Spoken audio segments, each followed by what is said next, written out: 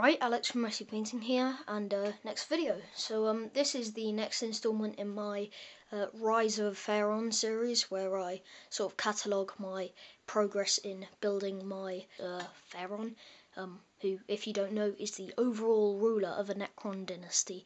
So I kind of wanted to do a bit of kit bashing and conversion on this mini to just make him look extra special, since he's got such an important role storyline wise.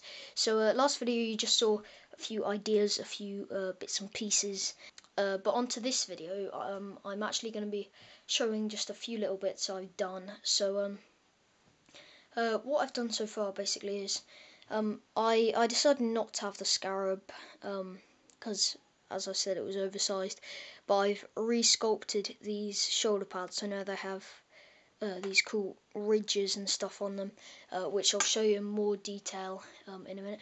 God, it's really raining. Sorry, I've just noticed that it's tipping down.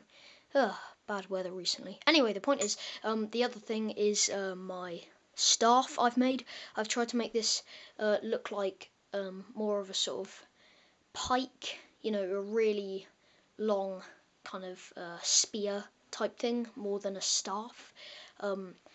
And I think I've done that alright because it's really tall at the moment, and I'll again show you that in more detail. And then also I've just done his loincloth thing, which I've made out of two Lich Guard ones stuck together, and I've also picked his head, which I may extend the kind of crown bit of it, because at the moment it's just a Lich Guard head. It's the Lich Guard head that has the orb on its crown. I might show you that in more detail as well, but it's not going to focus, sorry. But I may, as I say, extend the crown bit with a bit of paper. But anyway, I'm now going to show you in more detail the torso. So as I said, I've sculpted these massive shoulder pads, but now I've put these kind of ridges on, which, yeah, they just make them look kind of more important. Yeah, as you can see, I sculpted those out of green stuff, and kind of on one of them moulded it down a bit with liquid green stuff as well, just to get it a really smooth kind of moulding it into the rest of the shoulder pad. And I think they look pretty cool, though I say it myself. I mean, a bit bulky obviously, but I'm quite happy with those. They took ages. Me being a bit of a perfectionist, I wanted to get both of them looking exactly symmetrical, which was quite hard, but I've more or less done it, I think. Anyway, also the spine, you might have noticed, is extra tall. A Lich Guard spine is something like 8 links, and this one's 11. So it's or 10 possibly, I'm not sure. But anyway, so it's bigger than a Lich Guard's, but I mean it looks a bit ridiculous, but not too ridiculous, I think. It just means, you know, the bigger the spine, the higher the rank, basically.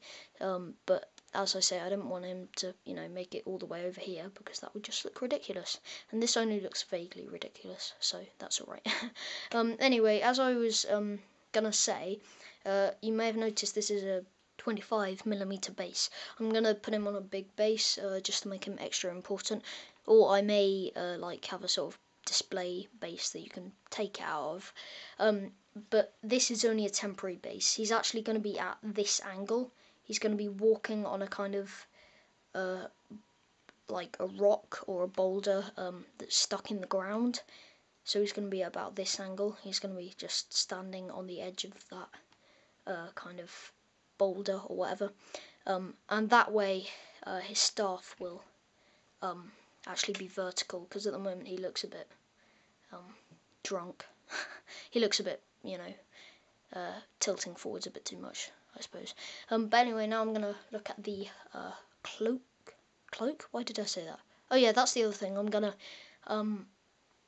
sculpt a green stuff cloak on it, and it's probably just gonna be fabricy looking, or I may put some card bits on it which make it look a bit more like the newer cloaks, the Overlord cloaks. Well, I say newer, even though the classic Necron Lord actually had a cloak made of metal, but anyway, with metal links, but I'm probably going to make it about half and half, so like the top bit just fabric and then metal links kind of over some of it. But anyway, onto the staff. So here's the staff. As you can see, I've kind of done it in two halves, one to go above his hand and one to go below his hand, obviously. The bottom half is fairly simple. It's the very end piece of a war scythe or Rod of the Covenant from the Lichguard / Shrike Praetorians kit. But then in between the shaft and that end bit, I've also just stuck in one of those kind of power cells that would usually go at the top. So that's fairly simple, but again, just to make it look extra powerful, I've just put that kind of power cell in there. The top is pretty complicated. As you can see, it's got a normal shaft there. Then this is actually a bit of a Deathmark synaptic disintegrator. It's kind of part of the, you can see the sight there, but that works quite well as kind of globe bits. And then this just looks pretty cool. That's just again part of the like barrel of the synaptic disintegrator. And then from the back you can see that's two Immortals bayonets stuck onto the nozzle of a Deathmark gun, and then on the top of that is the top of Rod of the Covenant. So even that bit is quite complicated. That's 3 pieces, not to mention a little bit of spine there just to fill in the gap with suitable necronness.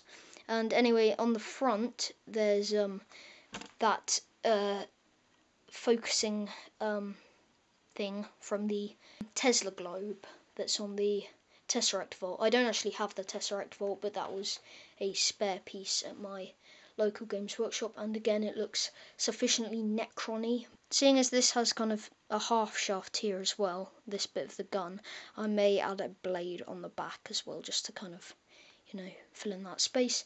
But that's generally it for the staff. Quite a lot of different pieces there. It's almost, basically, it looks quite original, but still necron-y, because every piece there, although each of them is small, every piece there comes from a Necron kit, so that's actually quite cool. But anyway, that's the staff done. Just quickly, the kind of tabard loincloth bit is actually made of 2, shorter one and a longer one from the Lichguard kit, and the head, I'm sorry, but I probably won't be able to zoom in anymore without it going blurry, but the head is, as I said, that Lichguard one. So those are all the pieces that or the main pieces for my, what's it called, Phearon. Obviously he's going to have another arm, probably holding a reanimation orb. And also, you may be wondering, I consider war scythes to be a bit better than stars of light, and this kind of looks more like a staff of light than a war scythe, to be honest. So I may make a separate magnetized head for a war scythe, but still not just make it look like a normal war scythe. Again, make it look a bit different in some way. But anyway, as I was saying, that's all my main pieces for the Phearon, and until me or Tom posts our next video, please like, comment and subscribe, and this is me, Alex from Messy Painting, signing off.